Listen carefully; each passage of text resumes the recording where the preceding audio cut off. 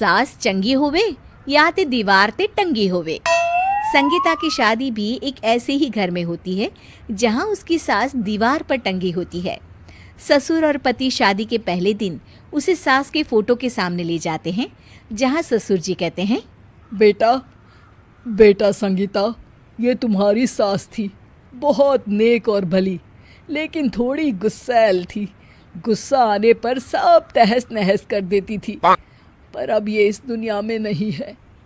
हाँ संगीता, माँ होती तो तुम इनकी कोई बात टाल नहीं सकती थी, वरना तो माँ घर में भूचाल ले आती। संगीता मन में खुश होती है कि अच्छा है कि ऐसी औरत अब इस घर में नहीं है, लेकिन दिखावे के लिए वो जैसे ही सास की फोटो के सामने हाथ जोड़कर खड़ी होती है, ये क्या? सास उसे देखकर मुस्कुराने लगी। संगीता आंखों को मलकर एक बार फिर से देखती है, लेकिन फिर सास के चेहरे का भाव, भंगिमा यानी एक्सप्रेशन बिल्कुल बदले होते हैं।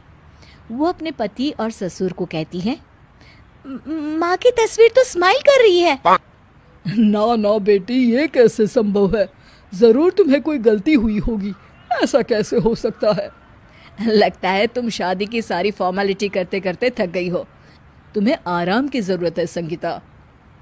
खैर, सारे संगीता की बात को इग्नोर कर कमरे में चले जाते हैं। वैसे सास की फोटो पर एक्सप्रेशन एक के बाद एक बदलते ही रहते हैं। सुबह होती है, पति और ससुर को काम पर भेजकर संगीता कमरे की सफाई करने में लग जाती है कि तभी उसे आवाज आती है, टेबल ठीक से साफ करो। ऐसे भी कोई टेबल साफ करता है? इससे अच्छा तो ये गंदा ही था। किसी औरत की आवाज सुन संगीता दंग रह जाती है और सोचने लगती है कि आवाज कहाँ से आई। आवाज को नजरअंदाज कर वो फिर से अपना काम करना शुरू करती है, लेकिन इस बार तो आवाज बिल्कुल उसके कान के पास से आती है। मेरा घर है ये, जब तक मैं थी चमका कर रखती थी, हर एक चीज शीशे की तरह थी। तुम्हें तो ना सफाई आती है ना कुछ पता है। क्यों तुम्हें मेरे घर की जिम्मेदारी दे दी गई है? पता नहीं तुम में मेरे बेटे को क्या दिखाई दिया। मैं होती तो एक से बढ़कर एक लड़कियों की लाइन लगा देती। अब संगीता को समझने में देर नहीं लगी कि ये आवाज किसी और की नहीं बल्कि उसकी सास की है, जो दीवार पर टंगी है। वो उसके पास जाती है और कहती है, नमस्ते सासू माँ, मुझे तो कल ही लग रहा था कि दीवार में कुछ काला है। वो दीवार नहीं, दाल होती है पगली। सही पकड़े हैं सासू माँ। तो क्या हो गया आपको जो आप यहाँ भी चैन से नहीं बैठी हैं? सुना मैंने आपका व्यवहार काफी गुस्से वाला था। चुप रह तू, ज्यादा बकर बकर ना कर।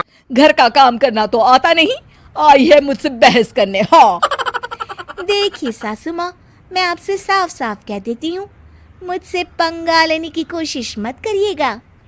तभी पीछे से संगीता का पति आता है। अरे संगीता, किससे बात कर रही हो? कौन है वहाँ? संगीता की सास की फोटो फिर से पहले जैसी हो जाती है। आपकी माँ से कह रही थी कि मुझे काम करना आता।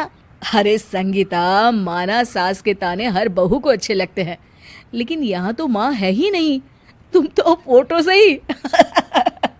तुम भी लाजवाब हो संगीता। किसी को विश्वास नहीं होता कि संगीता अपनी मरी हुई सास की फोटो से बात करती है। वहीं आए दिन संगीता की सास संगीता को किसी न किसी बात पर आते जाते ताने देती। संगीता को भी अब सास के तानों और उनसे बात करने की आदत हो गई। वो कभी खानदान की कहानी तो कभी तीज त्योहार कैसे मनाए या किसी व्यंजन की रेसिपी सास से ही पूछती। सारा दिन घर में अकेली संगीता की सास अब उसके लिए तानों के साथ पक्की साथी की तरह भी रहने लगी थी, जो किसी और को नहीं बल्कि संगीता को ही सुनाई देती। तो देखा आपने, सास बहू का रिश्ता हर रिश्ते से ऊपर होता है, फिर चाहे वो खट्टा